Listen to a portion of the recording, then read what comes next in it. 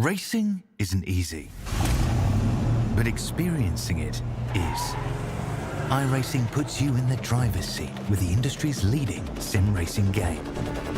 Drive on laser scan replicas of the greatest racing circuits from around the world. Go head-to-head against other drivers chosen by skill-based matchmaking to ensure competitive racing at every level. Compete across all your favorite series. In officially licensed cars, engineered to deliver the most accurate driving experience possible.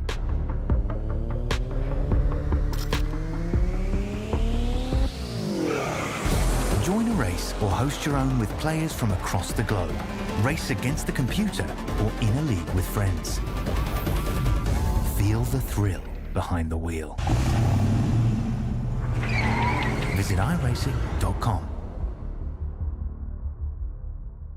When you want to be the best, you can't settle for the rest. For anything on iRacing, there's just one name you need: Maconi. With the launch of Maconi Entertainment and Maconi Competizone alongside Maconi Setup Shop, we now provide the best of the best in setups, paint schemes, coaching, broadcasting, and event organization.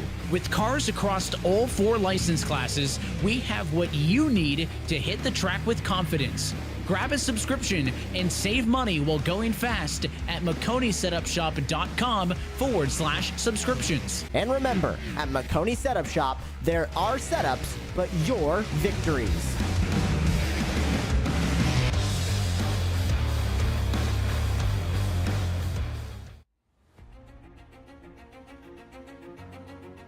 Hello everybody and welcome to tonight's coverage for the first round of the eNASCAR Road to Pro Qualifying iRacing Series.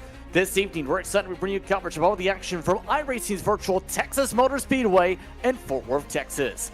Maconi Entertainment is here to bring you action from all types of racing with Maconi C-Fix Series as seen last night here from Texas. No matter what you're racing, we can bring the action to life. My name's Justin Prince. Alongside me for tonight's coverage is our Menard Series racer Braden Laster.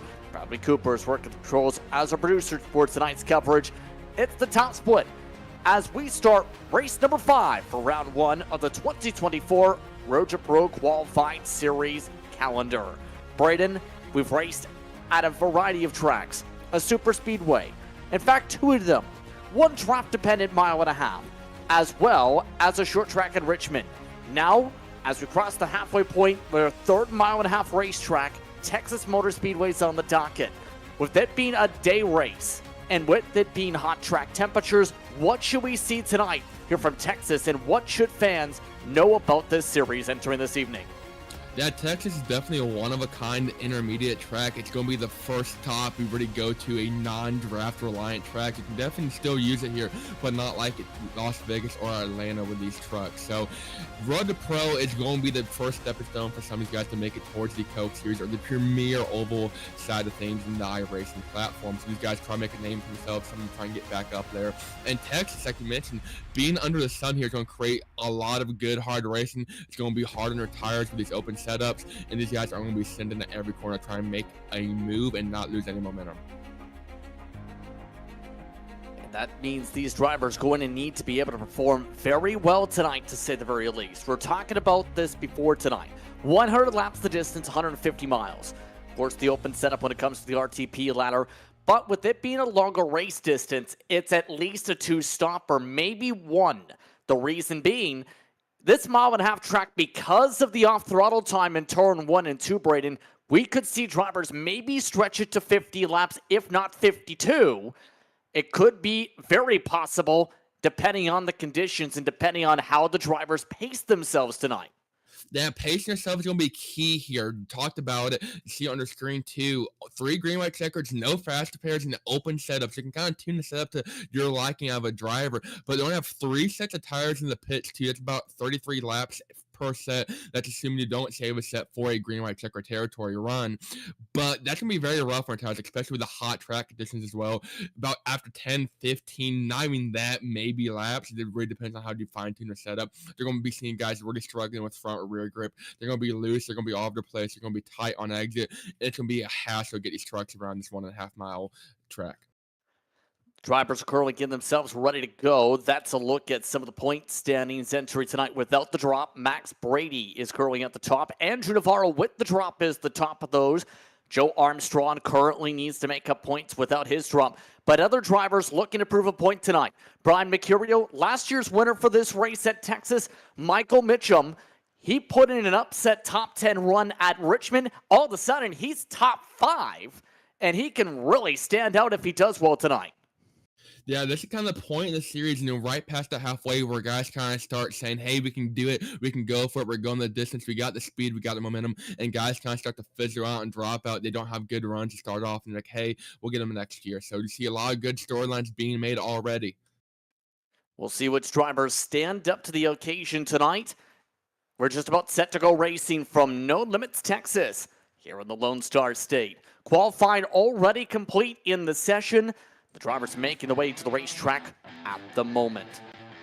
So as the drivers prepare for tonight's festivities here, let's take a look at how they'll start tonight from Texas. Logan Clampett sets the pole time by 12 1/1000 of a second. Quentin Warman starts alongside. Boyd Hogan has his best qualifying run of the year for Legacy. He'll start alongside Sean Conklin. Christopher Pfeffer starts 5th alongside Brad Mahar. 6th spot tonight goes to a veteran in Mahar, as mentioned, but it's Kevin Kane who will be just behind him on your second page of starters. Michael P. Frisch said on social media he felt tonight could be the night that this team takes the checkered. He starts 8th to prove his point. Corey Hines starts 9th, and Mitchell DeYoung, he's been putting in a lot of work from Coenda. He starts 10th.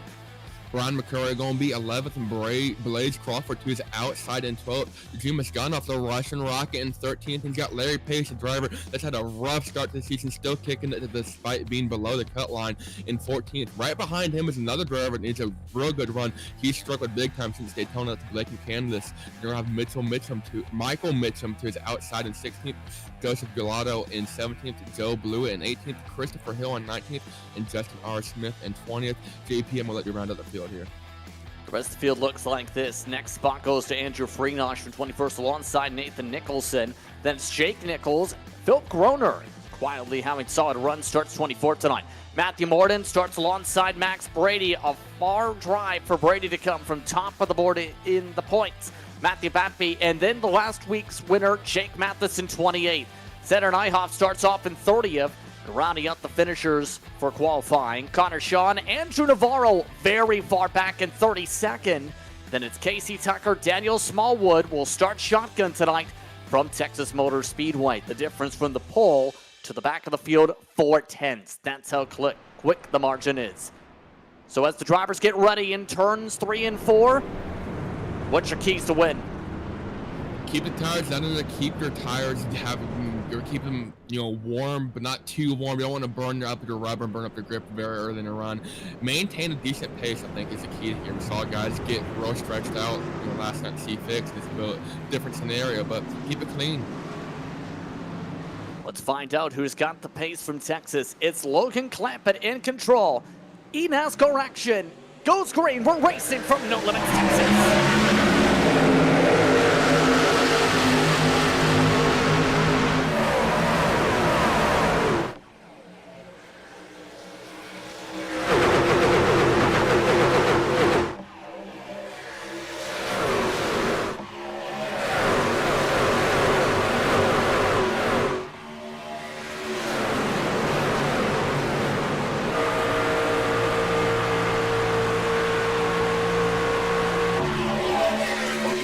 With a clean launch, leads the field onto the start and finish line. Leads the first of 100 laps up on the board. Now, the bottom side of the racetrack, we've already seen throughout the week, has been very dominant in the start of these runs. This is your best chance to pass tonight, Braden. Get it done the first 10 laps. And if we can get it done here, playing defense after that 10-lap barrier is definitely a lot easier said than done. We're going to have guys that burn up their tires real early in the run. They're going to be a little bit easier to hold off. We saw last night having that bottom line for the first half of the race is going to be crucial. And then about 15, maybe 20, 25 laps, that middle is really going to start coming in here for these drivers. And one of the major things, too, we touched upon this last night. We'll touch upon it again. The official series races outside of Road to Pro have been in night conditions. Those drivers have been able to hold more on throttle time with it being much cooler track conditions, at least 30, 40 degrees compared to what we're seeing tonight. When talking things over with drivers, though, the main thing comes to mind: tire saving and dirty air. The more further back in the pack you go, like Mitchell DeYoung here, the more difficult it's going to be to get runs and maintain the right front tire. And we saw drivers last night get shuffled to the outside and go from the lead to 5th or 6th in a matter of a straightaway. That's what just happened to Mitchell DeYoung there. He got forced 3 wide outside of Maconi, and I believe it was Blaze Crawford. He's already losing 2 or 3 spots. And here comes Joseph Gelato in his, I believe, top split Road to Pro debut for this season, trying to pass him as well. A lot of drivers trying to make up the spots and quickly. Still the side-by-side on screen includes Mercurio. Now, we touched upon Mercurio. He's done well. He's trying to gain spots. This also side-by-side features Mahar now and Blaze Crawford. So far, it's been made pretty clear when it comes to this season, being able to get strength in numbers critical. Teamwork also critical. We're starting to see that come into play a bit in the pack compared to the variety of teams that are trying to showcase their ability to cut through the field in traffic.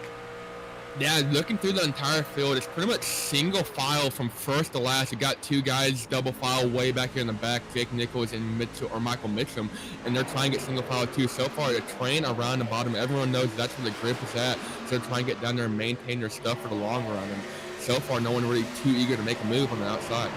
Looking towards the back of the field, one big driver that's having a hard time getting by through drivers is Andrew Navarro. He started 3rd to last, started with contact in the initial start from the last place starter, Daniel Smallwood, avoided damage. Navarro's got a lot of time to make up. He's already 5 seconds behind the leader. Yeah, including the drops, he's going to be your points leader when it's all said and done coming into the night. But he had a bit of an issue on his qualifying lap, on his fast lap. He got loose going into 1 and 2, and that really upset his time. That's why I set him so far back. He was one of the top drivers in practice times coming in tonight, too. So really odd to see him struggling, but he's got a long race ahead of him. A couple of the drivers trying to shuffle ahead there. Michael Mitchum already back 15 spots. Remember that point I mentioned about fuel strat? Almost wonder if this might be part call, part uncomfortability, because he is dropping like a stone compared to those going full sawn, who are still in the 30-second bracket. Mitchum is in the 31s. A lot of guys playing different strategies, talking about having the open setup. You're able to kind of tune the setup to your liking, maybe have it be better on the long run, and that's where you can make up a ton of time, but you got to get there first. As Mitchell DeYoung is having a mirror full of Joseph Gulata, absolutely pushing him down the strategy. We talked about having teamwork, having friends, able to make up some time where others are not. Those two are absolutely going crazy down the front straight where they're bump drafting, but I think it's a little too early to go that crazy. Well, you do have to be able to use some of the bumpers for some straightaways, but it's not so common here. But it's so tricky as an art form to get the quarters right here, because if you don't get turns 1 and 2 correct, it compromises the whole lap because of the banking difference and the throttle time point. It's full throttle if you're fast in 3 and 4. Yeah, turn 1 and 2 coming in about 20 degrees of banking, then turn 3 and 4 about an extra 4 degrees at 24 degrees. And that extra 4 degrees doesn't sound like a lot, but trust me, it is. It is crucial to these guys having a fast lap. And like you said, when you have a good setup, you can pretty much almost flat foot the entire way around on some good rubber. Logan Clampett, though, seems to have it figured out. He has built a surprisingly over half-second lead to Boyd Hogan in just a couple laps. What can I say? It's much easier here at Texas when you are the leader, right? That's why some drivers try to find a way alongside quickly. If you get clean air at Texas, it's hard to lose the lead unless you make some mistakes. That's been one of the mindsets and officials, especially in the C Open races this week, past this point of the run. Clean air is key no matter where to go, but Texas definitely more crucial than others. And Logan, I think, knows how to play it really well and has been taking it to his advantage. Starting from that first spot helped him out huge. And the top 3 haven't really shuffled. Boyd Hogan started 3rd. He's in 2nd. Quentin Warman, he started 2nd. He's in 3rd. So top 3 really haven't shuffled. They all got that single file line, and away they went. But restarting on the inside, too, is going to be a huge deal here later in this race if we get restarts. Taking a look at someone stuck on the high side. That's DeYoung, who's up there. He was amongst those who were running the C Opens to get some experience in the pack, even with it being night conditions earlier on. I asked him straight up, how does he feel about tonight's race?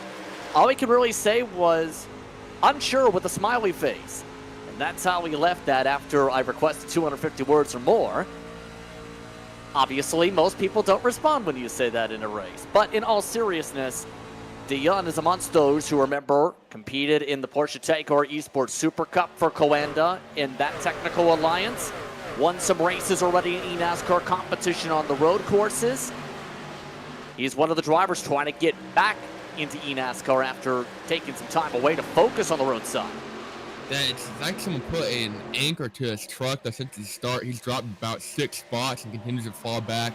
I think he's going to be a driver we're going to see on the long run, maybe have some speed, kind of taking his time, not really sending it too hard. Everyone seems to be still single file, wrapping to the bottom, kind of coasting off the corner. And Logan Clampett on the other end is in a different zip code, almost a second. Now, all that right at a second lead over Boyd Hogan. So Clampett's coming in his own zip code, doing his own thing. And something too, not only is that clean air going to make it go faster and not getting aero tight, they're kind of able to control your own pace, set your own pace, and that 51 lap fuel run isn't really that much out of the question. How it's playing out, yes indeed. Hogan still starting to slip a little bit off the bottom though. But the thing is, no one seems to be able to get the run. Clampett's just that hooked up right now, coming up to 15 laps already complete. Couple drivers are starting to think about going, though, noticing the background, that Sean Conklin that's showing the nose a little bit to Christopher Pfeffer, who, remember, is part of that grouping of drivers who were involved in the big ones at Richmond a couple weeks ago. It's crazy to say we had a big one at Richmond. A lot of drivers trying to get back and build some points from that one. Warman having a really good run, too, currently in that 3rd spot. He's been behind Boyd Hogan, but to talk about it, no one really wanting to make a move. Everyone's content with riding single file. The only double file action was Brian McCurry, who thought about going around Kevin King for a split second right there in that 41 and 29 truck on the screen. But Steve Mercurio kind of thinking about the outside. He's going to take the run off of turn 2 on Kevin King. He's going to carry some momentum down the backstretch, see if he can make a pass, maybe going into 3. Looks like a few drivers are starting to show the impatience. The top line can come in around this point. There's why. A pitch down by Mercurio, a crossover off the corner. That kind of emphasized the point. If you get the middle to top working in 3 and 4, you can use that to build runs to pass by turn 1 and 2. Now the clouds are coming on out and blocking the sun. Track's starting to cool off a little bit. 1 and 2, letting these drivers get a little ballsy on the throttle there. Mercurio going to get behind Pfeffer, going to have to slip out of the gas to allow Conklin to close up to Boyd Hogan. These guys found something on this outside. I'm not going to lie, JP. They're here kind of sending it a little bit. Hogan's moved up himself. He wants 2nd spot back with a cross. Mercurio still staying on Pfeffer's fender. There's the 2nd spot. And I think drivers, as soon as they seen the clouds, said, let's try it. The track temp didn't change, at least yet. But it's pretty certain that that momentum in 3 and 4 is going to be something to watch for the rest of the way. Mercurio in the backdrop is also making moves. There's the bump we're talking about. Keep the momentum high. Does Clampett eventually move up there? He has not moved up to the top like these drivers. Yeah, I was getting ready to mention that he's still stuck to that white line wrapping the bottom. He's losing about a half-tenth a lap to Boyd Hogan and Quentin Warman and company.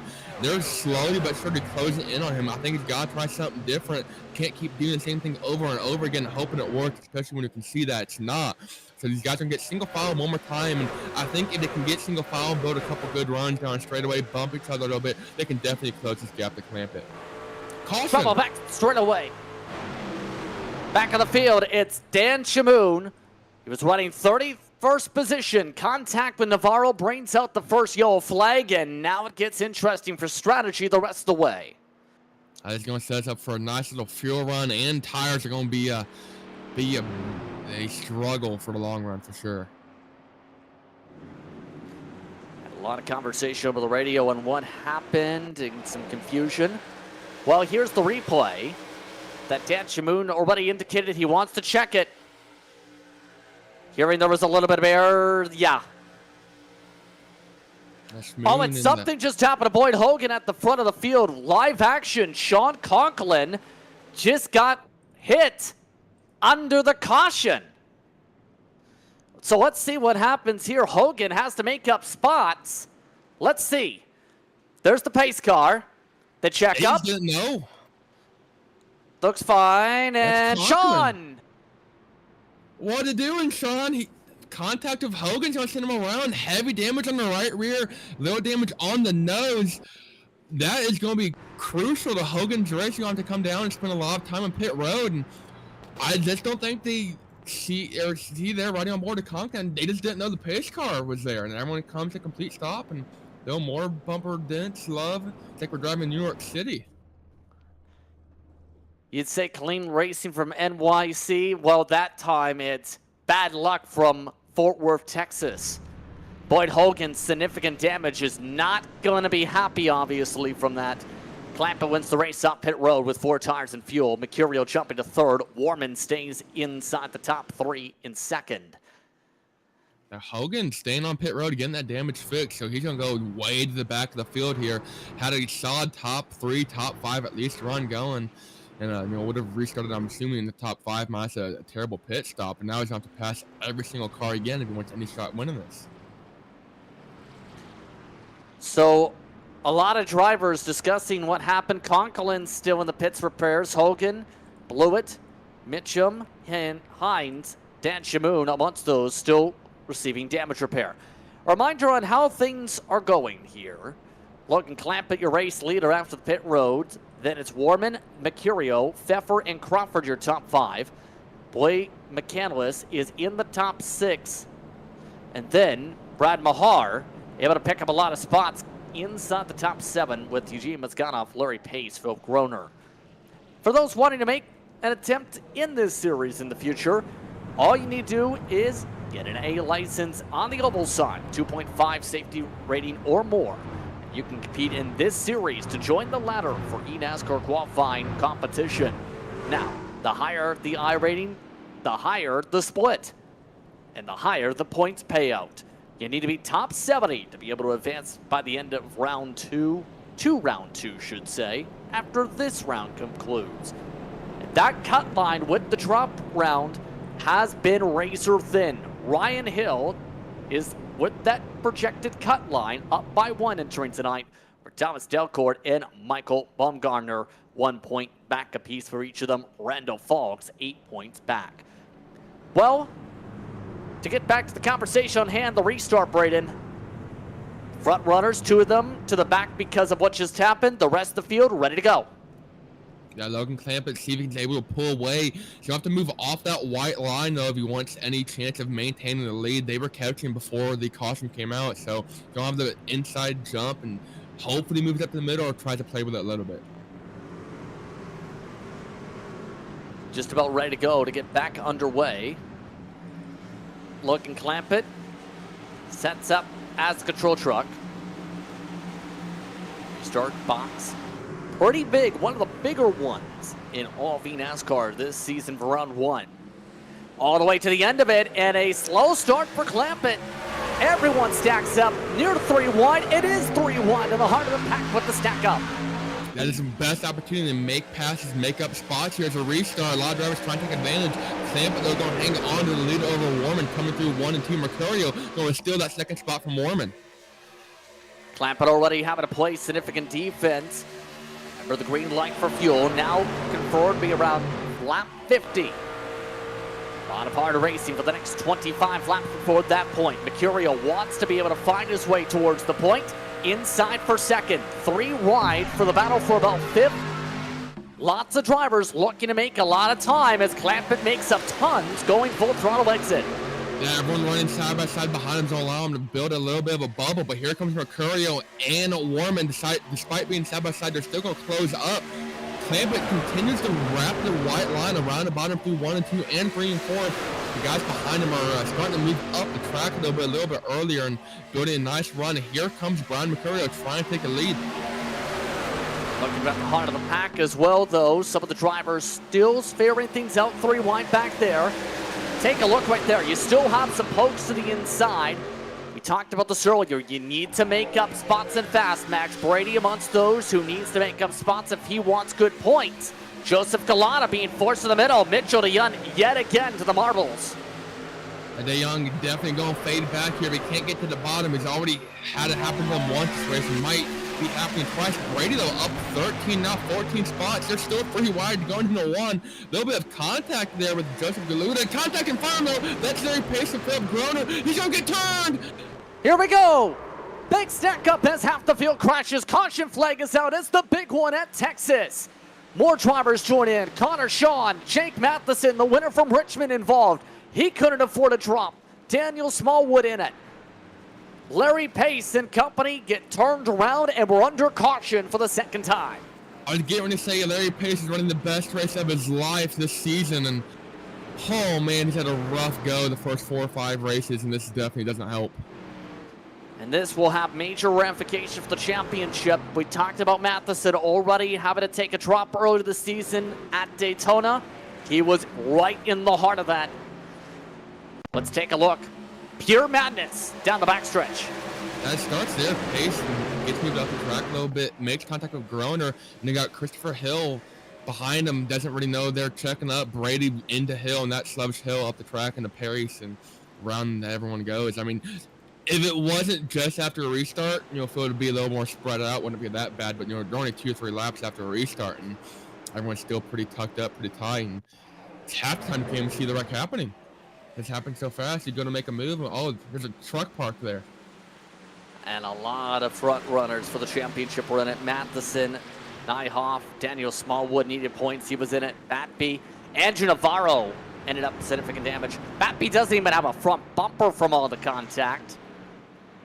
And a lot of drivers have to take a lot of drop rounds here as a result here from the Lone Star State.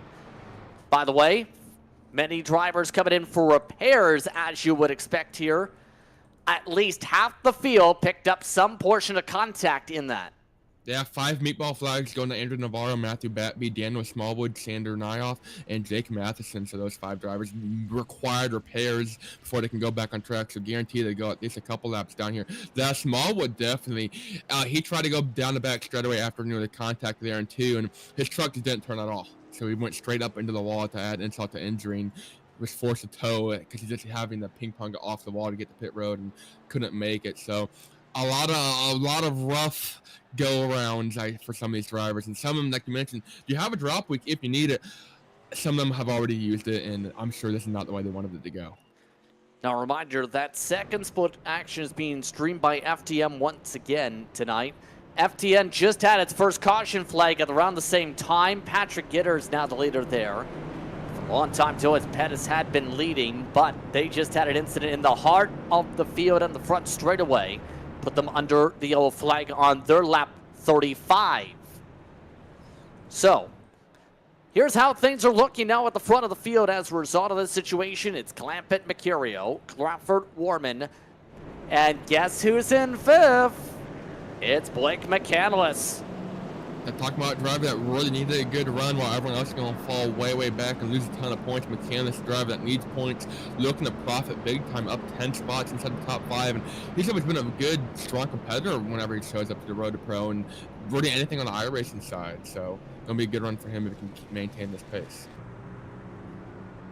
He was one of many who stayed out here with the quickie caution. First, those who came in a pit to top off was Michael Mitchum back at around 19th position. So we get ready for the restart. We've already seen why we expect things to get aggressive off these launches. How do you tamper that aggression now that we have seen the thinning of the fenders on some of these drivers? Yeah, Clampett still has a pretty clean truck. I think he was able to go out here and maintain that clean air. He should have an easy job maintaining the lead, but things are definitely heating up around him. Quick shout out, by the way, for tonight's action brought to you in part by Maconi Entertainment. Maconi Entertainment, just in the past day, released and publicly showcased its new website, MaconiEntertainment.com. More about the broadcaster for tonight, be sure to type in MaconiEntertainment.com today. Well, 31 laps in this time around. Clampett takes the green, back underway. Mercurio on the outside, trying to get some help for the Renko truck. Crawford trying to find a way around Clampett, same for McCandless. Clamp still wrapping the white line, able to give his tires a chance to cool down. But he's got Mercurio and Crawford right behind him, 2 wide. It's almost identical what happened last week. Start Mercurio along the outside this time. Try and build a run going in the 3 to the outside to Clamp for a split second, but he's going to fade back here.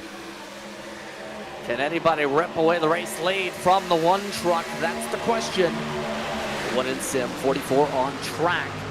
Top rated I rating. Crawford nearly got himself turned across the nose of Mercurio. That was a slice and dice move in front of his own teammate. Mercurio stuck on that high side, but he's making it work. He's got McCann that's trying to take that third spot from him, but using the momentum on the outside, able to clear him going into 3. Now McCandless and Warman side by side, almost going each other through 3 and 4, but they're able to keep hammer down and keep pulling it. And right now, trying to choose who to push is Pfeffer. On the box for tonight for Christopher Pfeffer is an interesting one. Bobby Zelensky is working as one of the spotters along with Seth Merchant. Remember, Altus does have a partnership through the back end side with some of the Coanda drivers and on the business side. And the winner from Brands Hatch is now trying to find a way to see who's going to be quicker here. 66 right behind McCandless. A lot of guys, a lot of teamwork, a lot of strategy goes into this behind the scenes. I mean, the effort these guys put into it, it's almost a year-long effort despite, round 1 being 8 races and round 2 about as many. I'm not exactly sure the exact number to correct me, but I mean, these guys only race, handful of races, but it's a year-round, season-round effort. You have to be able to work in multiple different roles, have multiple different hats, and also be able to fix up multiple different types of setup for multiple different types of vehicles. There's a reason a lot of these drivers this era are good on the setup side as well as the driving side. Now, speaking of the driving side of things, let's try to drive to the inside yet again. That's Galata. That's Mozganov to the outside. Same for Andrew Freenosh. Freenosh quietly trying to join the top 10 here. Mozganov just about getting himself clear with the run from Phil Groner alongside. Speaking of Philip Groner, a driver we haven't already talked about a whole lot tonight, currently one of your biggest movers. Started 28 inside the top 10, running 8 right now, running 8. So he's gained about 16 spots and running solidly inside this top 10. Yeah, already from 24th starting position. We talked about him doing quietly very well this season. Does have one of his longer term teammates to work with behind the Bigfoot truck.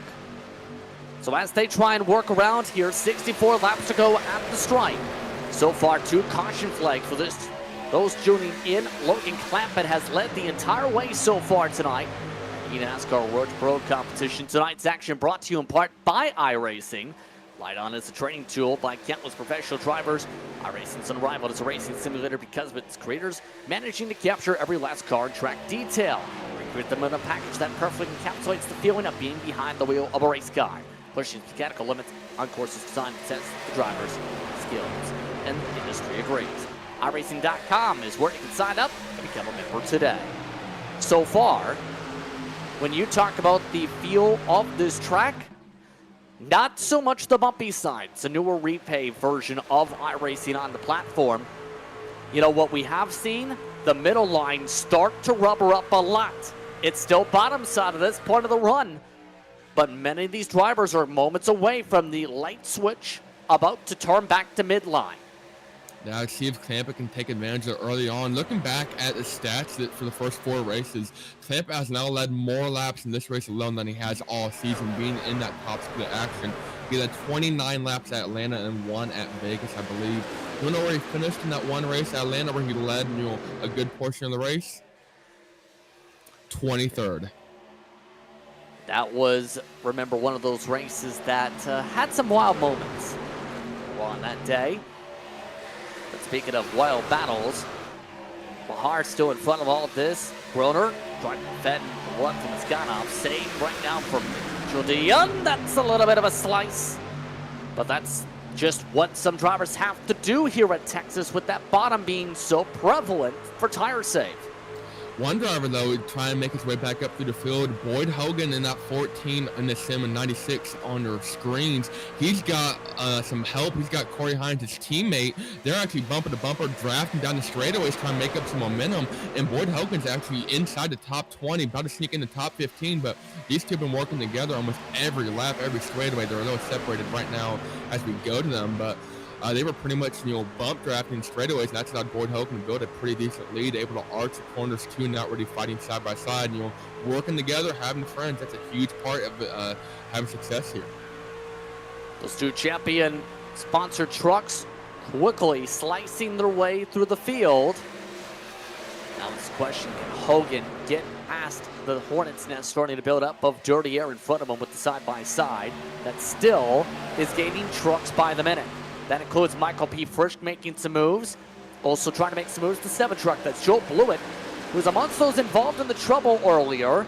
Seems to be doing well since then, though. After 39 seconds of the pit lane, he's amongst those watching along on the battles in front, but is maintaining pace despite all the repairs. That repairs were key. Boyd Hogan spent 50 seconds in his pit stall getting repairs. He got Blewett took some repairs. He's making his way up through the field. Guys that haven't been as fortunate though. Sander Nyhoff, last car onto the lead lap. He's still out there running. 21 seconds down. He's majorly off the pace by a couple seconds. Andrew Navarro, came in the night. Their points leader, including the drops. He's way off the pace, 18 seconds back. Larry Pace, he's got a lot of damage as well. And Max Brady's going to round up their kind of 4-car pack there. Those guys still with major damage, but still out there running. And then Matthew Batby's actually back on track, 13 laps down. I'm not really sure how, considering his truck looks like it got thrown into a boxing match. It doesn't even have a front bumper on it, but he's out here slugging, trying to get some points. And no front nose on that machine. You can only fix so much. You can fix most of the damage in the pit lane, but not all of it. As found out, if you pick up severe engine damage, you don't get the full power back. These Muscles just trying to score points. Still looking at how things are going for Hogan on the recovery drive, though. Back to the inside. That's Jake Nichols. He tries to jump in front of. Looks like Nichols able to get the side draft for the outside, though. Still tricky to pass with all this traffic coming up to halfway. And that was very tight with Nichols there, and somehow able to make it work. Blewett kind of running that middle lane. He's got Andrew Freenos, I'm sorry. A lot of guys moving up and running that middle lane. So I think that we're kind of at that point in the run where it's rubber down, and going to be interesting to see what Logan Clampett does. And once again, he's still wrapping that white line as everyone behind him, 3-4 trucks back running the white line. And almost everyone in the middle of the pack, though, running that middle lane. But a chance for teamwork to come up at the front now, because those are two of the North Force back machines. Crawford, Mercurio, 2 and 3 on the racetrack. Setup builder and the defending winner of this RTP race at Texas. They're slowly gaining a little bit of time with the draft. The main difference right now is clean air, but that draft is helping Crawford close even quicker. That's going to be interesting to do and see what Logan Clampett does if he gets in dirty air. He's been in clean air the entire race, so his setup might be reliant on having that clean air as far as being good. He might just fall like an anchor in the ocean if he gets into some dirty air. But so far from the Logan Clampett show, has led every single lap and hasn't really had any competition. So it's going to be the closest anyone's been to him. The Mercurio and Crawford kind of working together, trying to get to that back bumper of Clampett. Somebody forgot to inform McCandless, who was a part of that grouping, hey, the plan is to stay calm and wait. Instead, McCandless says, let's go full send and pass. That actually sets Mercurio up for a bump more than anything for Crawford. Yeah, McCandless didn't have his pager turned on, so didn't get the memo on that one. So going to try it again, trying to wrap the bottom. This is the first side-by-side battle between these two for this run, it seems. And McCandless not really able to make anything work. One in the wall. Was that Clampett? It was Clampett. Got on the wall, though, but coming out of turn 2. Yeah, that's not great from clean air, and that might open up the urgency. Let's see what you've seen here. He used every single inch of the racetrack, including maybe a couple inches off the wall. I definitely shaved some smoke off of it, so some painter's not going to be too happy with it after this weekend. But Clampett said he paid for the whole track. He's going to use the whole track, and he's got some lap traffic. Actually, Sandra Nyhoff coming up in front of him, and Andrew Navarro. They're pretty spread out, but still much slower traffic. Traffic staying to the middle of the racetrack shouldn't be too much of a problem with the speed differential. They also have Andrew Navarro at risk of being lapped. One question forward of the lawn for those watching along to the halfway point. See the numbers on the pylon. Those are the drivers based on their iRating. Most drivers have their own preferred number branding on their custom paint schemes. That's why you see the difference on the numbers. This could be difference on the lines, though. Lap traffic, someone missed the memo. Nyhoff to the wall to make sure he doesn't get hit by the Ryko truck. Now, Quentin Warman and Philip Groner were side by side. They caught Nyhoff there and kind of forced him 3 wide. Groner, real quick thinking, let out of throttle, let Warman by, and that could have ended in disaster for all 3 of those drivers. Already a rough race gone rougher for Nyhoff, but able to kind of keep up in the wall and thankfully not tearing him up. But he's going to be blocking some more traffic. That's Joe Blewett. Now going to be 3 staggered, 4 wide going through turn 2. They got Navarro as well. This isn't going to end pretty. Blewett having to burp the throttle and not run over Navarro. Oh, and Navarro hits the wall trying to move out of the way. Few drivers trying to gain all the spots in the world. It's only so high you can go when you're at the wall. Cross flags already passed by. The race lead the focus again because Mercurio is close the door. Hogan spinning, spun by Blewett. Caution flag is out for the 3rd time. And Boyd Hogan, yet again, has trouble. He blew it. I don't think he's going to appreciate the fun with how he's going to be feeling in a moment. Not at all. Definitely a tight squeeze by Joel Blewett there. We saw him making some moves and trying to get through the field. Hogan, driver, eager to get back up to the front. Didn't have any too catastrophic damage, so I think he's going to be able to continue, but definitely not what he wanted. Just as the race lead was starting to heat up, there's a saying of give and take. It was offset 3 wide down the front straightaway. Blewett had the run. Hogan left a razor-thin edge of space. Blewett filled it. Yeah, if gap car. And we're past halfway. There's not going to be any green flag stops likely now. I think the main thing he's going to be thinking, at least if you're in the case of Hogan, is give and take. 100%. Thankfully, he's not going to have to move by as many trucks. Like we said, he started almost way dead last in the back and, had a lot of trucks to get around. With the damaged trucks, the guys lapped down, the guys that have parked it, going to be restarting in the mid-20s versus, the bottom 30. So it's going to help him a little bit, but pit stop time. And as mentioned, this should be the strategy when it comes to making it the rest of the way. From here on out, though, if there's caution flags, it becomes a tire strategy race more than fuel. Because remember, these are very likely, in fact, are for most drivers, just their 2nd set. There's just 1 tire set available in the pits after this. Yeah, I don't really know if anyone saved that extra set from that first caution. I don't think they did, but if a caution comes out in 15, 20 laps, you almost have to. Oh, look at this. Mercurio just about had speeding, trying to pass by Clampett. Logan Clampett wins the race up pit road. That could have been huge if Mercurio got the edge instead. Yeah, we talked about what Clampett's truck would do in dirty air. We haven't seen it yet and won't see it at least for a lap. He's going to lead the field to the restart. How close was it? Whew. Half a truck length. That half. Logan there 3 wide. Or not Logan, I was his teammate, Kynes, I believe.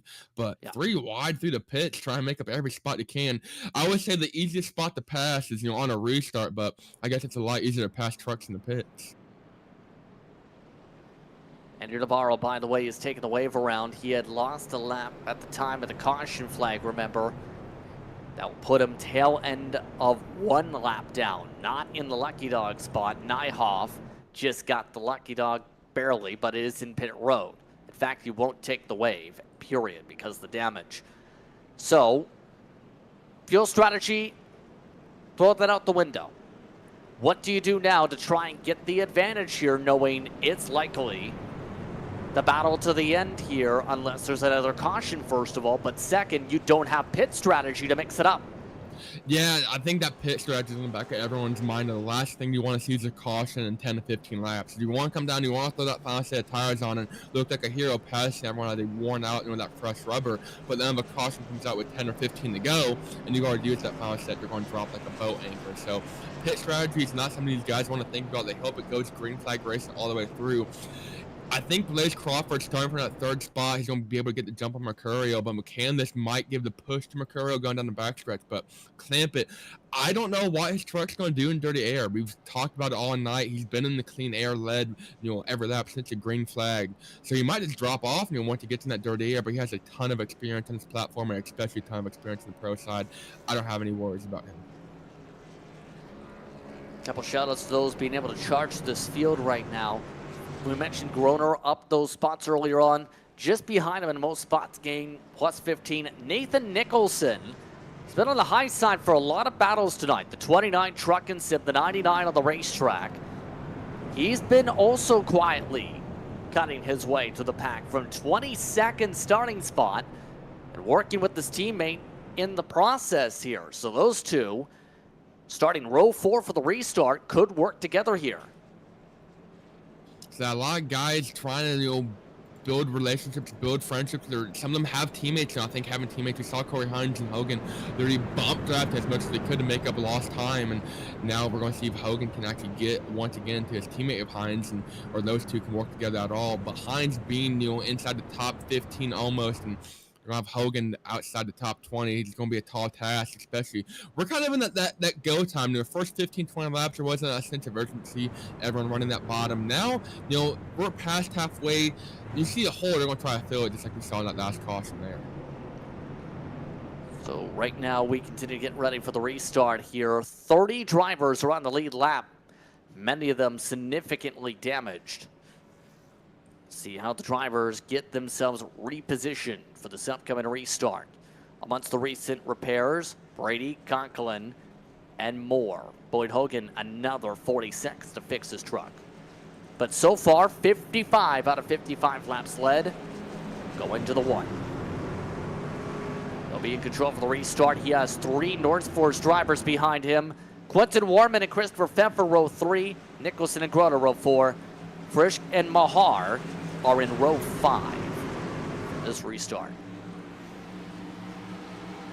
Get happy with this. Road to Pro action, eNASCAR qualifying iRacing series in its first round continuing from Texas. 44 laps to go, back underway. Mercurio got the jump. Mercurio's got the push. Can he get the lead? A good push from McCandless to help Mercurio as Clampett rounds the bottom. Trouble behind him, caution flag is out. This time around, it's Michael Mitchum who gets turned around from 22nd. It's going to be interesting to see the timing loop there. Who got the lead? They were dead nuts even going through 1 and 2 when the caution came out. I think Clampett got it by centimeters, but not to see where they line up. Mercurio actually led that lap coming to the green flag there. So Clampett not going to lead flag to flag, but barely.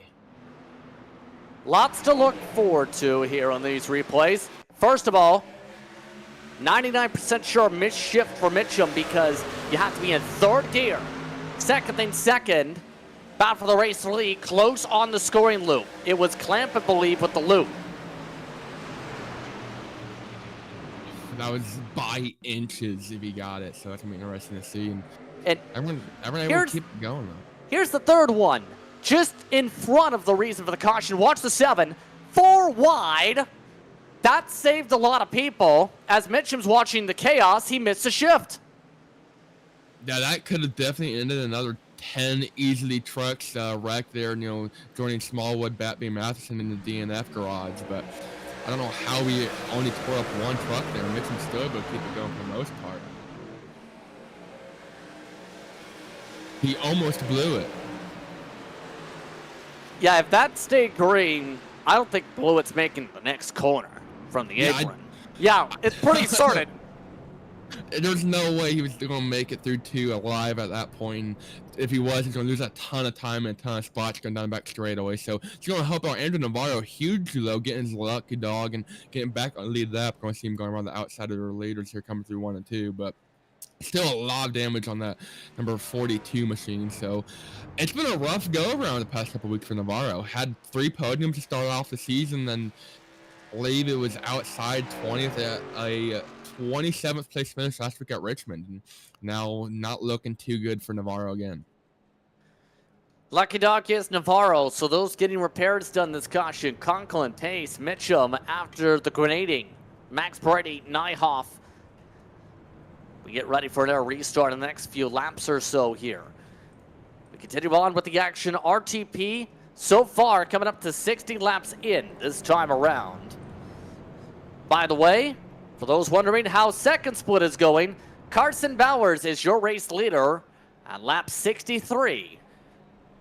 Gitter had led for several laps, but in the midst of several of the restarts, Bowers was able to come away up in front and pick up the track position needed. Is currently trying to hold off side-by-side racing for second on back all the way to the end of the top 10. So a lot of happening in second split. Go ahead. That'd be a great one for Bowers. Has that podium in third split at Vegas in week 2. A couple top 10s at Daytona, Atlanta, and third and fourth split. But good run in second split should excel him to the top 10 points. So much needed run for Bowers to kind of set the precedent coming into the second half of the round 1. Remember, after tonight, things continue to get tricky because it's a short track again next. A concrete oval. It's Dover, the Monster Mile. And those races usually showcase a lot of driver skill. It gets harder from here after all in the round because of the track layout. A lot more driver intensive tracks to close the season. Then after that, it got Darlington, the track too tough to tame. Going to be interesting to see these trucks go around there. That's going to be a fan favorite, I'm sure. And then we round out round 1 with Charlotte, a pretty much heavy throttle down track in the truck here. So kind of like Texas, but not exactly the same. So I think we're going to see a lot of good hard racing there at Charlotte, especially with that being the final race.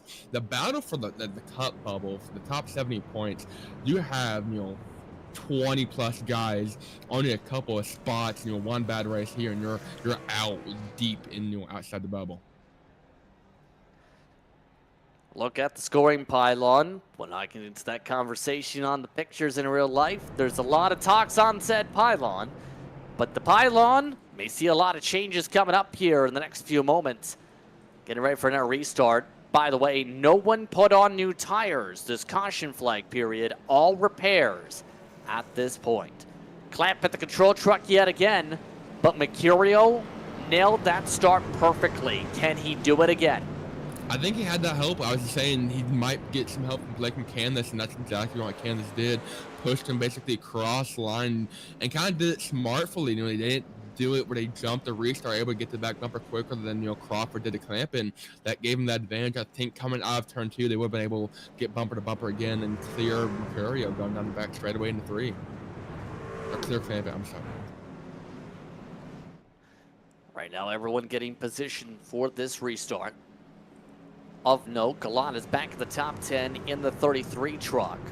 Andrew Freenosh up the 10 spots, looking for a lot of spacing to be able to make some moves in just the next couple moments or so.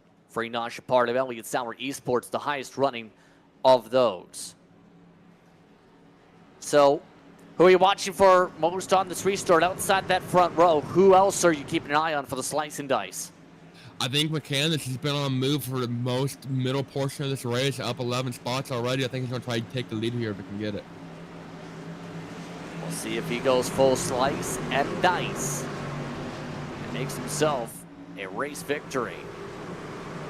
But it's Clampett in control again. He's led all but one lap now. Mercurio got a lead lap the last restart. Not this time. Clampett a little better. Crawford matching inside. Push from the outside. McCandless and Mercurio already some drivers poking inside. Can't get there. After effort action to the back bumper, McCandless on that restart to push him into Mercurio. Not quite the same restart as last time. It's going to allow Clampett to get that advantage out of turn 2. Trouble, heart of the field. Freenosh gets turned around. Another caution. 2 more drivers slammed to the wall. Eugenie Mozganov's broken a suspension. And yet again, cautions breed cautions. The Russian Rocket immediately tows. And he's going to get or deserve the nickname the Rocket here. Going to catch a replay in a second. He got some sick airtime, I'm not going to lie. I was pretty impressed considering working at max speed. That's Corey Hines is outside in the 0-1. Gets to the inside of Freenosh, I believe, and right to the right door of Mozganov and into the inside wall. So I think he knew pretty much his race was over after that. Yeah, that time on the poke. It's candidate for drivers of aggression. Corey Hines, who went up the middle. Hard contact, yeah. What a hit. Tough government who's gone off 33rd at Richmond last week and 15th at Atlanta. So best finishes in one top 10, a 7th at Vegas. So we talked about one bad race, he can fall deep below the bubble. This is not the way that Mazganov wanted this race to go. And if he's not below the bubble, he's definitely going to be on it. Well, this kind of takes away the chance for the tire strats we talked a little bit about. This helps a few drivers, though, get a lot of repairs. If you're Andrew Navarro, you're thinking, keep doing this. Let's get a clean truck. Yeah, at the rate we're going, he might end up winning this thing the way that people keep reckoning. And the reason I mention that is, prior to the Lucky Dog caution for him, he didn't take tires. Technically, correct me if I'm wrong, I think he still has an extra set than everyone else. That might be the difference. Might not have the aero advantage that everyone else has, but if he can get 20 lap fresher tires than everyone, and they all come down in the next couple of cautions and put on some tires, and then late in the race he puts on that extra set, he might push him up a couple spots and kind of save the race. Laurie Pace still has significant door damage, though, from all the contact here. Let's take a quick break. When we come back, the restart. You're watching coverage of Road to Pro, the qualifying ladder here on iRacing social media platforms and Maconi Entertainment from Texas. We'll be back after this.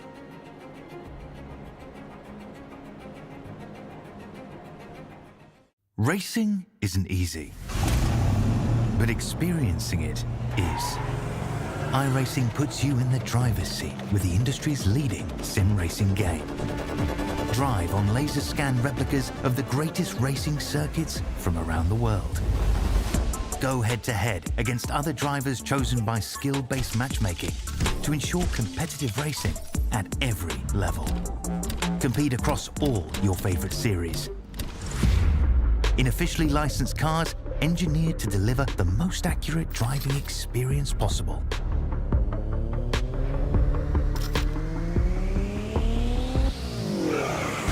Join a race or host your own with players from across the globe. Race against the computer or in a league with friends. Feel the thrill behind the wheel. Visit iRacing.com. When you want to be the best, you can't settle for the rest. For anything on iRacing, there's just one name you need, Maconi. With the launch of Maconi Entertainment and Maconi Competizone alongside Maconi Setup Shop, we now provide the best of the best in setups, paint schemes, coaching, broadcasting, and event organization. With cars across all 4 license classes, we have what you need to hit the track with confidence. Grab a subscription and save money while going fast at MaconiSetupShop.com/subscriptions. And remember, at Maconi Setup Shop, there are setups, but your victories.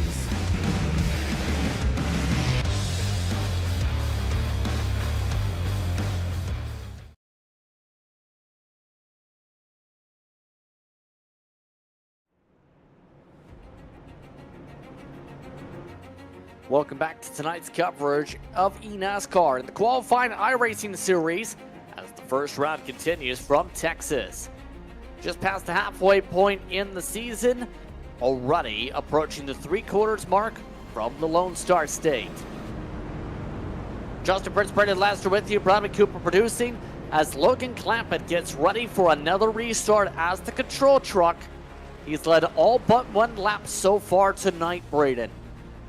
And yet again, he needs to get a good restart. Yeah, he performed it beautifully last time. The outside wasn't able to get quite formed up as they would have liked. And I think, though, Clampett put, in the back of his mind, I saw the restart the outside got a couple times previously. And he's like, oh, man, these guys have to kind of got their stuff together. So he's going to be quick to the throttle this time, I'm sure. Also of note, I'm just going to say this now because we've had a driver curse the field that there's not going to be a caution flag, or will be at least one. In the chatter, Andrew Navarro said, we're going to get another caution. One more and I get a full truck to fix. Brian Mercurio officially informed him that that is the driver's curse, and that means we'll never go caution ever again. because that's what usually happens when you need one more caution and say it openly. The field celebrated Brian's response. So, no more commentator's curse, Britton. Don't worry. Yay. Logan Clampett in control. Green flag is out. This is even better than the last one. Clampett already clear in the one. In fact, Crawford might get the chance to pass his teammate. And Crawford trying to take that second spot from Mercurio if he can help it. Right to the back bumper though. Clampett closing up big time, coming through 1 and 2. Not quite able to get the run off. Moves outside very quickly though, trying to avoid that dirty air. He has Mercurio though, coming up to give him a bump. Going in the 3. This might excel him 2 side by side with Clampett, but he can't quite get it done. You mentioned a candidate for slicing and dicing was McCandless. He slices to second. Can he clear by his teammate? Also trying to join in the fun, Phil Groner into the top 5 for the first time all night. Now looking for 4th. That Groner's been slicing through the field like grease on a pepperoni pizza, and set a top 5 good run for him so far, up 19 spots, trying to maybe get 4th from, I believe it's Mercurio. It is on the outside of that green machine, but got Quentin Warman right behind him too, giving him a little bump through the corner almost. Candace though, right on the back bumper of Logan Clampett. This has been the probably closest battle for the lead, but he's got Blaze Crawford going, pull the crossover out of 4, take the inside to Clampett. We got a battle for the lead. He sees a chance for the lead. He takes it to the inside. Clampett, good defense from the top. Logan Clampett able to fend off the first challenge under green flag conditions all night. McCandless now focusing on the fight for second. Crawford trying to line things up with a run, loses ground with the side draft. Now Crawford Bob was a little bit on the bottom there, wrapping that white line. Middle is not quite there where I think everyone's comfortable with it yet, but can the small few drivers actually comfortably running it lap after lap? And again, he probably has to, because it's too wide, but he's not really settling to get single file. He's trying to take the second spot from Crawford if he can help it. Now back to the teamwork. 3 wide behind them yet again, though. Once getting shuffled out, has a couple restarts. Christopher Pfeffer as Phil Groner gets moved up the track. Quentin Warman nearly gave him the right rear fender to the door. Side by side for the lead, though. Crawford's gone into the outside of Clampett. Crawford with a chance to pinch. He tries the diamond line instead, too tight.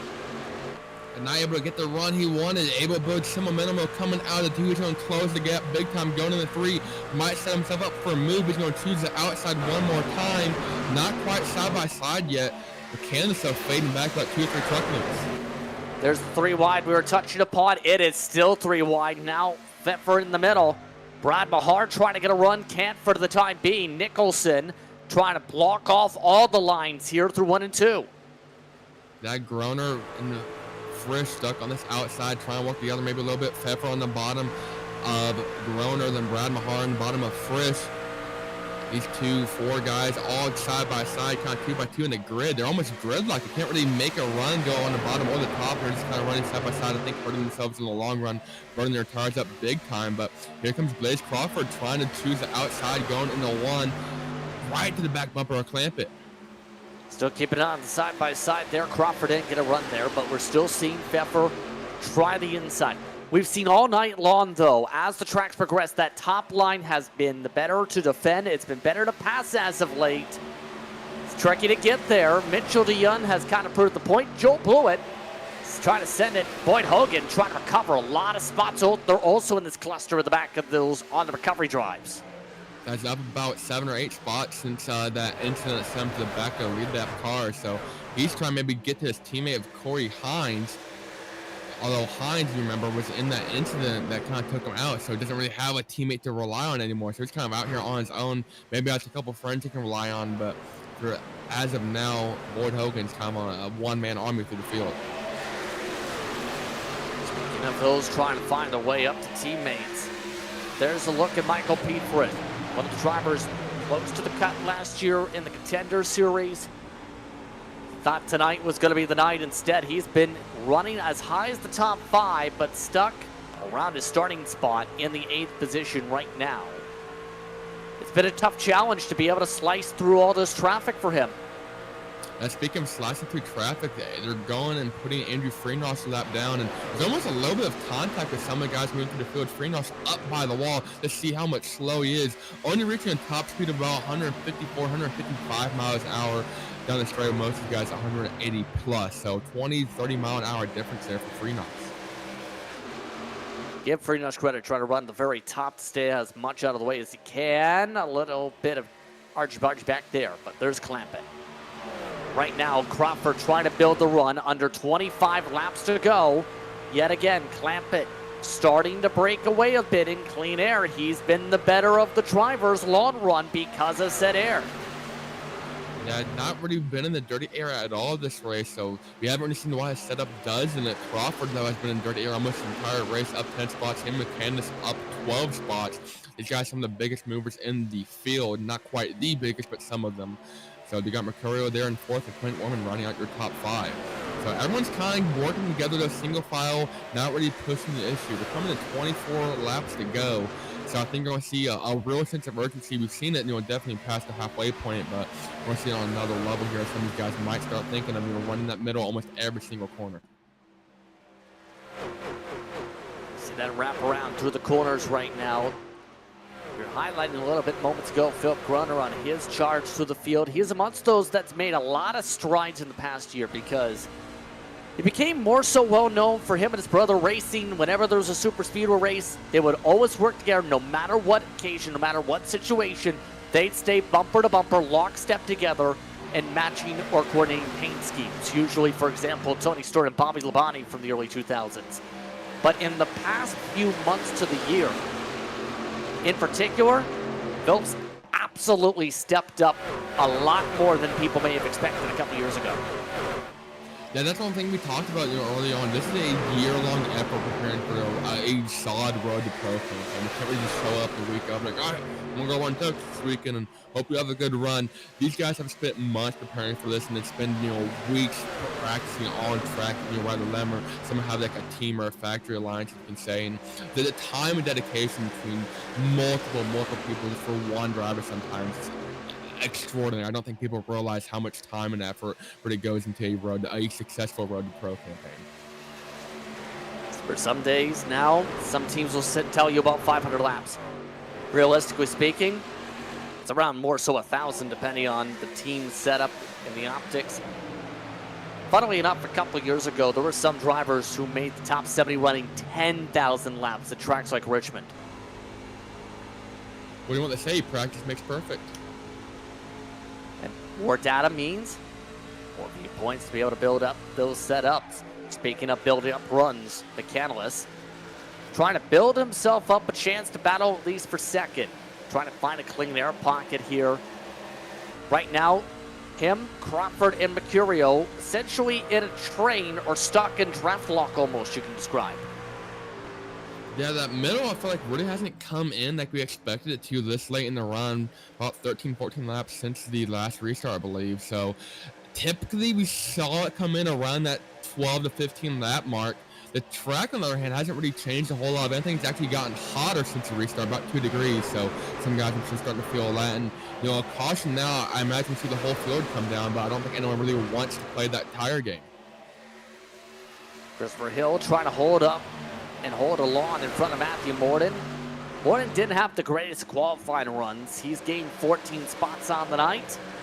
So far, that front row Motorsports helped in Nexus machine. Still trying to find a way back. You know what I've noticed the run? Both the Altus trucks have slipped back to this grouping, 9th and 10th. They are struggling as of late. Yeah, I don't know if they're just trying to work together. We talked about having teammates here, having friends that are kind of bumped up, but they're not bumper to bumper, so they're not really pushing for their whole lot. Maybe just trying to save something for the long run. That's, 10 laps, really start sending it, but you don't want to start falling back at this point in the race. Keeping an eye on those trying to find some air pockets. That's Christopher Hill. He's running 10th right now. Haven't talked about him too much here tonight. Him having Tucker Minter on the box.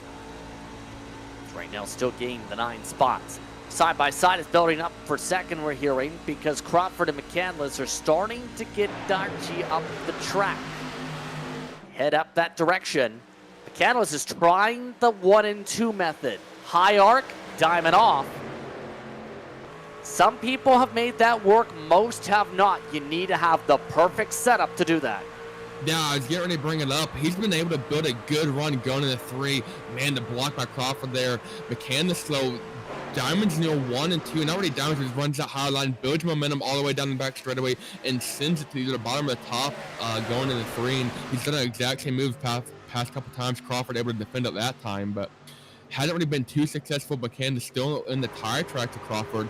These two, as they're going around, I believe that Freenos it is once again more. Putting them another lap down. That's going to get real dicey. The battle for second. Here we go. Allow McCandless to the bottom.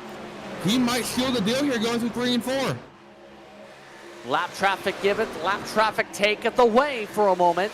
Crawford keeps height side. McCandless nearly doors him. Still side by side for second as Clampett tries to run away. McCandless tries to send it to the inside. Still can't clear Crawford. Despite being side by side that entire second half of the lap, they're actually still going to make up ground on Clampett. Just at 4/10 that last time by that advantage for Clampett, being side by side. Trouble back straight away. Several drivers just doored Freenos into the wall. Brad Mahar and several more nearly crashed. Now they are crashing. It's a slide in front of the field. This could bring the caution. It is Dan Shamoon who gets turned around, and we're back under yellow.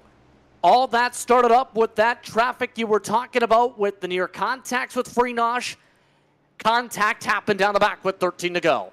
That straightaway speed is hugely different to Freenos and that heavy damage truck, about 20-30 mile an hour difference. And they just caught up him going 2 or 3 wide. Didn't really expect it.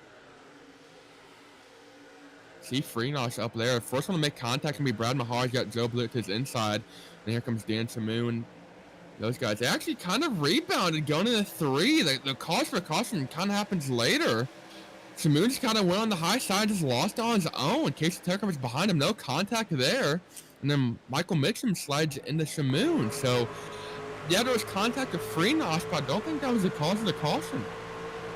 Did stack him up a bit. Tucker did apologize. Dan Shamoon was getting loose, he says, regardless. Now telling that to Tucker.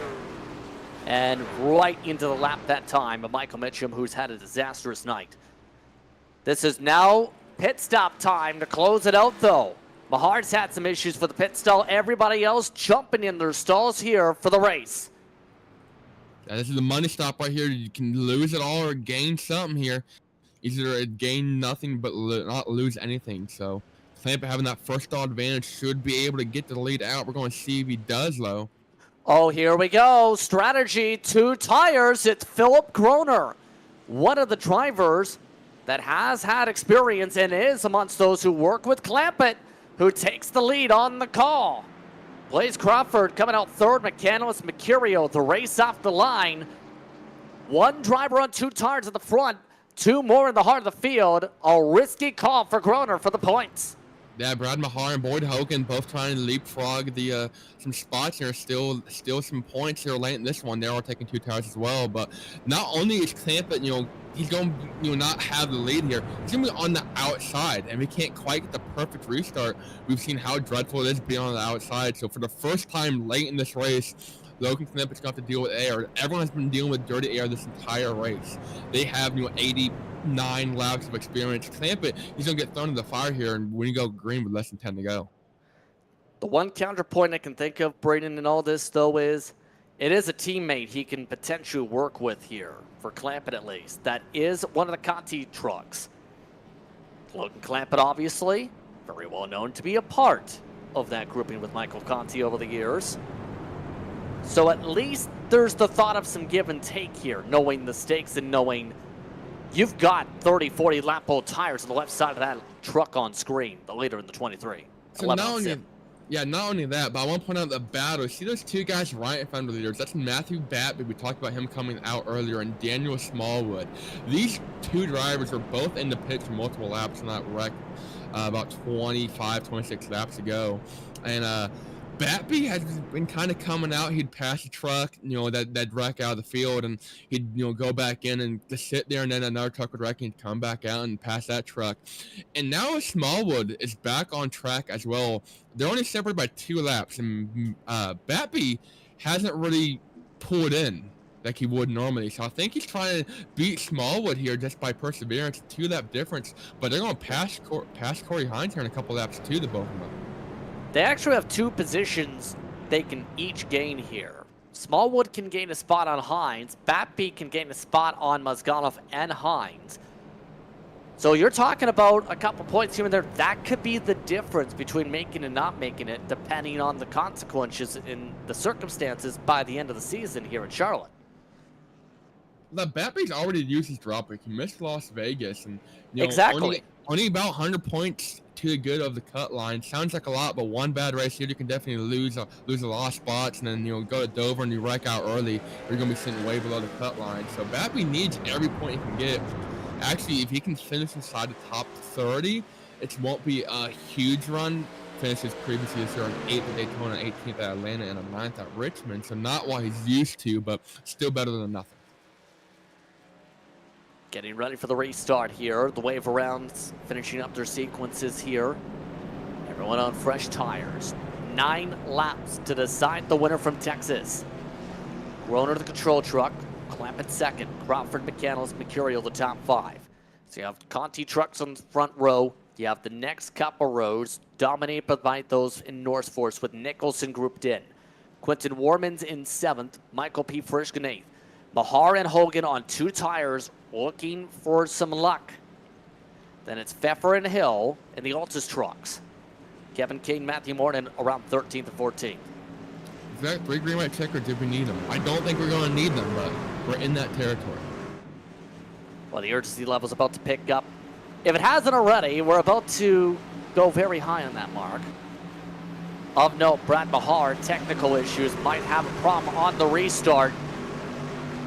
Drivers are already indicating they are leaving space just in case. Let's see what happens here with 9 to go.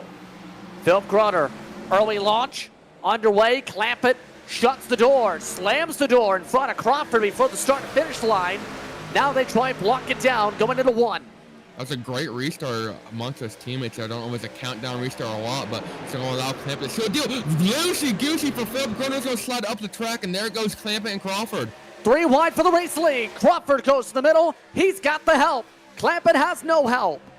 Groner gets massively loose on the 2 tires and slides up the track. Crawford tries to side draft Mercurial, looking for second. Clampett going to lead that lap out in front and center. He's got Mercurial coming up to give him a bump. Doesn't quite do it. He's instead puts into the inside, but thinks better of it. Going to fade back here, going through 1 and 2. Clampett leading the field, wrapping the white line. We're coming to 7 laps to go this time by. Crawford gets a huge run, clears by Mercurial. Big block, big lift. Quentin Warman slammed the door in McCarriel's face, rather McCandless's face. First 4 single files, 7 laps to go. Crawford, he's been able to get side by side a few times tonight. He tries high side with Mercurial on the push. They're going to get right to the right rear, put some air in that spoiler and drag him down a little bit, going in the corner, not going to really help Crawford at all. Clampett going to build a 1 or 2 truck lead coming out of turn 2, but using that high side momentum. Here comes Crawford again with a little help from Mercurio. Going to run the middle lane. I don't think it's quite rubbing in yet. Instead, it's going to choose to go back to the white line, get a nice run out of turn 4 if he can help it.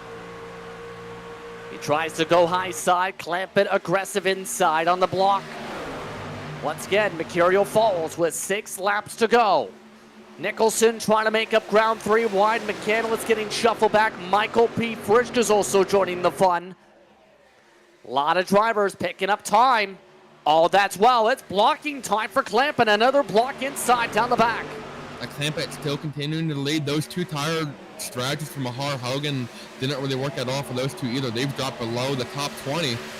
And Philip Groner also now in 14th and losing a ton of spots. Side by side though for the lead. Just inside a couple of laps to go. Crawford trying to make the outside stick. Can't quite get there. Maybe if he had some help from McCurry or Nicholson, he could do something. Make something happen. Blocked almost by Clampett. Contact. Contact to the back bumper. Clampett held on to it. Crawford tries high side again. Technical issues for Mercurial. Coming to 4 laps to go. Now into the mix. How about some help for Clampett? It's Nathan Nicholson looking for the front. Yeah, Crawford got some help from Mercurial pushing Crawford on the back bumper, maybe give him a little push he needs. Nicholson, though, running that bottom, is going to pinch Crawford off, not really letting him diamond the corner to the outside of Clampett. Crawford goes. Same strategy, tried the last couple times, has a little bit better entry, but he's going to lose a ton of time here. Still for second. Nicholson trying to get a side draft down on the teammate. Crawford still can't get a boost. Does Nicholson look 3 wide? Not yet. Down to 3 laps to go. Somebody needs to get the running quick. They are nearly at the edge of the push time with the draft.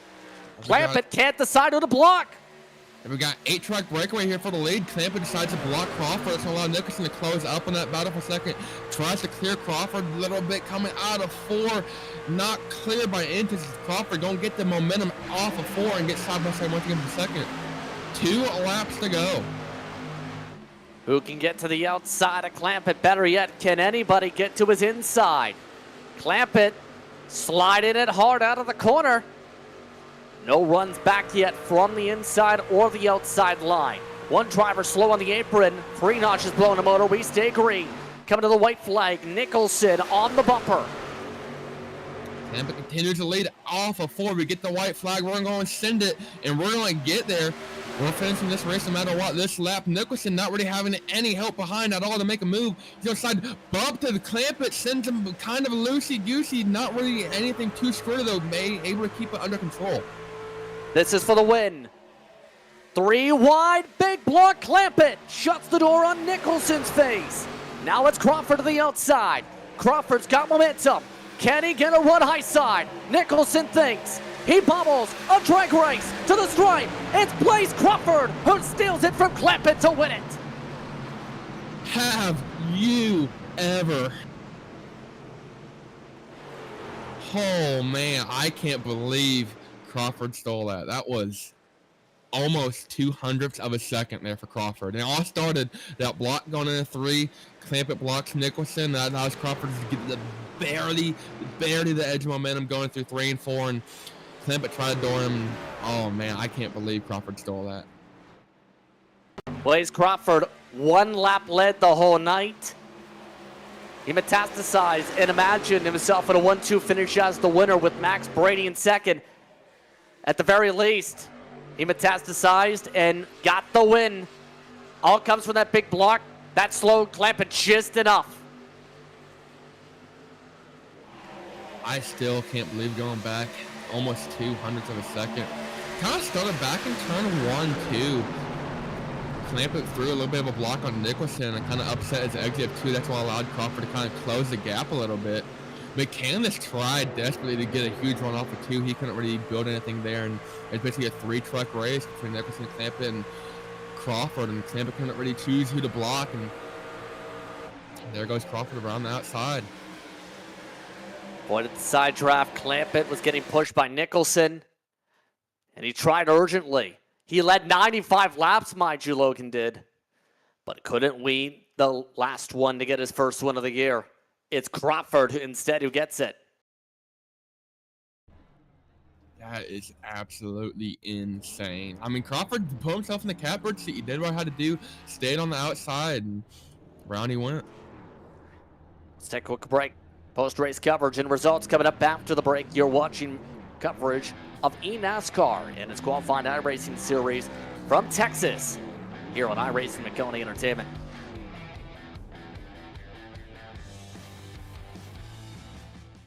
Racing isn't easy, but experiencing it is.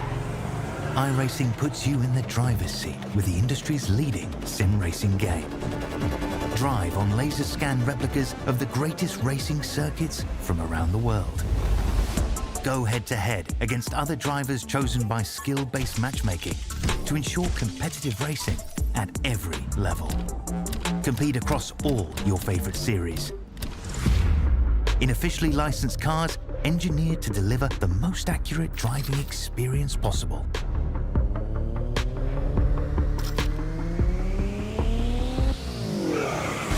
Join a race or host your own with players from across the globe. Race against the computer or in a league with friends. Feel the thrill behind the wheel. Visit iRacing.com.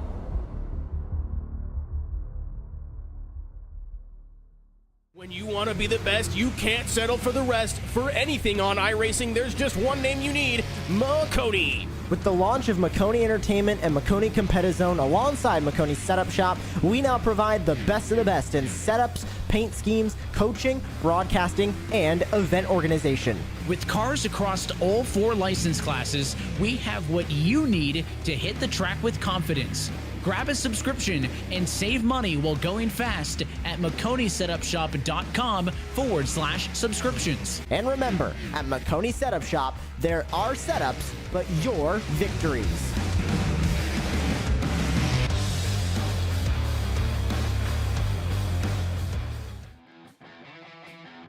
Welcome back to tonight's coverage of the eNASCAR Qualified iRacing Series, where in the end it comes down to a couple hundreds to determine the race winner from the Lone Star State. What a finish and what a run here tonight. Let's take a look at those results here next moment or so, as in the end, with just one lead lap, Blaze Crawford gets it done to the nearest 10,000th, 0.020. The difference at the line over Clampett. Nathan Nicholson has a career run in RTP Top Split in 3rd. Blake McCandless gets a run he desperately needed in the 4th position. Brian Mercurio rounded up the top 5 here tonight. Michael P. Frisch in 6th. Christopher Hill comes up in 7th with Quinton Warm in 8th. Christopher Pfeffer 9th, and rounding out your top 10, the eNASCAR veteran Kevin King. That Crawford's teammate Max Brady going to finish 11th. Nice rebound for him at one point. He was 20, 30 miles an hour off the pace early in this one. One spot off a top 10 run for him. Matthew Morton in at 12th, up 13 spots as well. You're going to have Jake Nichols in 13th. Mitchell DeYoung, we talked about him. He had a lot of trouble early on. Nice little mid-pack finish from 14th to Justin Smith in 15th. Joseph Gulata in 16th. Sean Compton in 17th. Joe blew it. He blew it all right. He's going to be in 18th tonight. Casey Tucker had a tough qualifying, picked up some good positions defense inside the top 20, and Connor Song in 20th. Dan Shamoon wrecked late in this one, still finishes 21st. Larry Pace, not the race he needed, but 22nd place finish for him. Andrew Navarro came into the light, your points leader, counting the drop. He's probably going to fade back a little bit after a 23rd place finish. Philip Groner, 2 tires, does not work at all for him in 24th. Sander Nyhoff in 25th, Boyd Hogan in 26th, Brad Mahar in 27th of those 2, Hogan and Mahar also tried the 2-tire strategy. Michael Mitchum in 18th, going to be the last truck on the lead lap. Andrew Farinas still running though at the end, 2 laps down on 29th.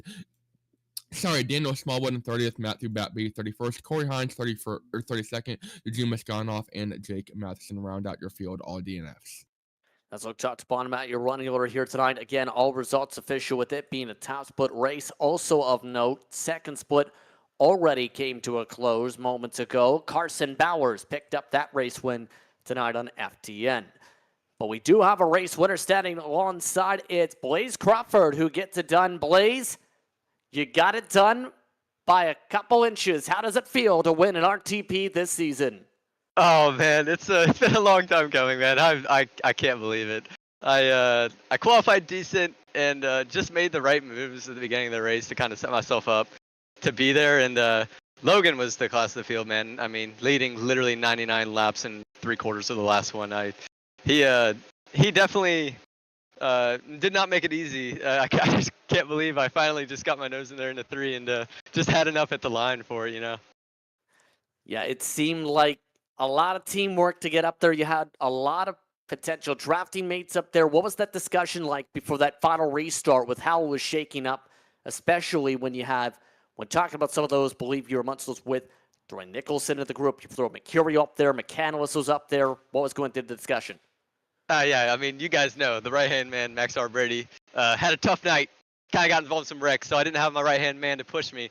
So I had to throw the Carlos Pizza car out the way, and I had to get Brian. I had Blake up there, man. They were so fast, and Nate Nicholson too, bro. They were right there, and they kind of set me up to where I could get to his outside, and I kept throwing it out there, and on the final restart, in that last lap, we just got enough coming to the line. I really appreciate Brian. He told me he was just gonna kind of work with me there, and if he didn't do that and just kind of followed in line, I don't think we would have gotten it done. Well, you get the job done tonight. You had a couple top 10s on the season before tonight. This very important for you in the point standings. But now what's the mindset? Knowing you've got the win, but now got to get the top 70 with 3 races left after tonight. Yeah, man. I mean, honestly, being winning tonight, I think I'm probably pretty much all but locked. Obviously it's not official until the end of the round. So, but I'm feeling real comfortable, man. We're just gonna go out here chase a few more wins. Maybe me and Max can get that 1-2 in the round 1 points. But just gonna go for wins, man. And I'm gonna just do my thing, Just got some of the projections, waiting to hear for the rest of the splits. But if it holds, you become the unofficial points leader with the drop. Congratulations, Blaze, on the run. Heck yeah, man. I appreciate you guys for having this broadcast. Shout out to Norse Racing for another awesome setup. Jarrett's the best setup builder out there. Norse Motors. Doesn't get much better than that. Thank my family for watching. My paps watching. My mom and dad. Shout out to them. They watch every race. I can't thank them enough because without them, I wouldn't be here. So I really appreciate it, guys. Once again, that's Blaze Crawford getting the victory tonight from Texas. Still waiting to see if we have any other drivers that have the opportunity to speak with us here, Braden. But your thoughts on what we've seen tonight, where Logan Clampett dominated the race, but the numbers came down to the line, and we were talking about this during the commercial break. That one block down the backstretch might have been the difference.